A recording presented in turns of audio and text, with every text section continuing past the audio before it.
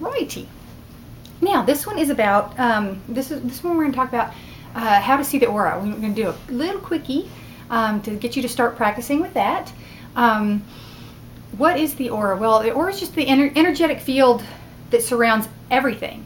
It surrounds us, it surrounds every object, living, not living, but everything's living on some level. And everything is energy. And this isn't just woo-woo, this is also scientific fact as well. They created if you've heard of the Kirlian photography, it's a little bit different than the aura pictures that you get at a New Age bookstore. But it actually photographs the electrical field around the human body. And that was created years and years ago. So it has been proven, it's real, we're all energy, everything is energy. So one of the best ways to start out, a very simple one, that I learned actually get a lot from books. Reading is great, kids, keep reading. Videos are fun and they're quick, but then hopefully this will lead you to more reading and studying and researching. The Celestine Prophecies, a very, very great book, very interesting, fascinating, and it really makes you think. But they talked about seeing auras in the book. And that was the first thing that really helped me as well, because I used to think I could see them, but I wasn't sure what I was seeing lights and colors and things like that, and I just think, okay, my vision's blurry, whatever.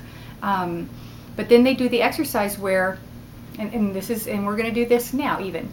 So you take your fingers, put your fingers together. I don't know if you've seen I'm trying to remember, there used to be an old trick where you could make it look like, I guess you cross your eyes when you put your fingers there, and it's like you've got a little floaty finger in between. But it's usually better if you're in a dim lit area, and if you have your fingers against a dark background, but you put your fingers together and just stare at them, soft focus, soft gaze, not cross-eyed, not, sorry, that's Lucy. She's helping, she's directing today. But just a soft focus, just like when you're zoning out, you just kind of stare and you start to relax. So staring at the fingers and relaxing, and then slowly pull your fingers apart, slowly.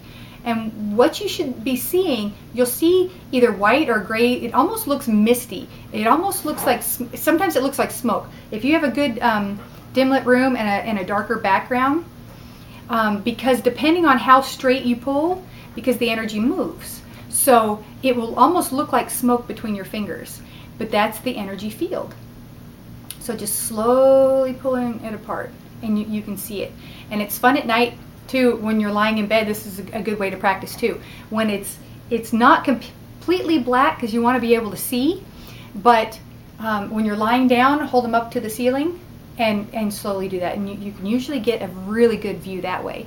And then once you see it there, start looking at trees, plants, animals, people, whatever, and same kind of thing. I find that on a good clear day, when the sky is clear and maybe a darker blue, and look at a big tree, and you look and you'll see like a little ridge of light around the edge.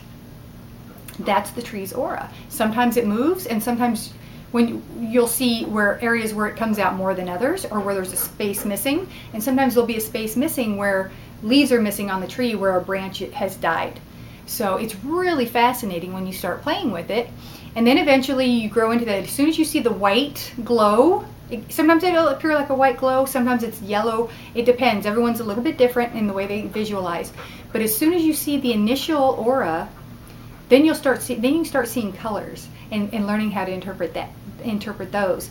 And we'll go into that in the future too, with what the colors mean and how to focus on that a little bit more.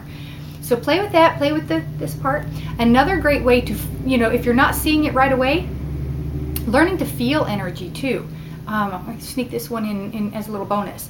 But if you've ever heard the term using your energy ball, a lot of people do this, like for Tai Chi, for energy healing work. I believe they do it even in Reiki.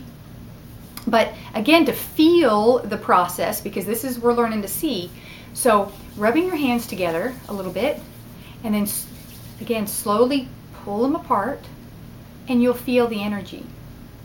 Okay, slowly pulling, and then you bring it back, and when you bring it back, that's when you really feel it. You feel the pressure, and then you bring it out and bring it back in, and then you just see how strong the energy is.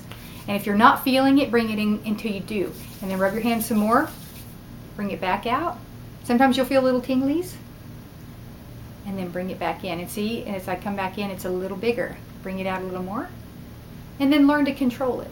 Okay, learn to you know, fake it till you make it. If you have to, use your imagination to where we're feeling it. But then you'll start to know. You'll get the texture a little more with practice. So practice those and have fun with it, and enjoy seeing auras.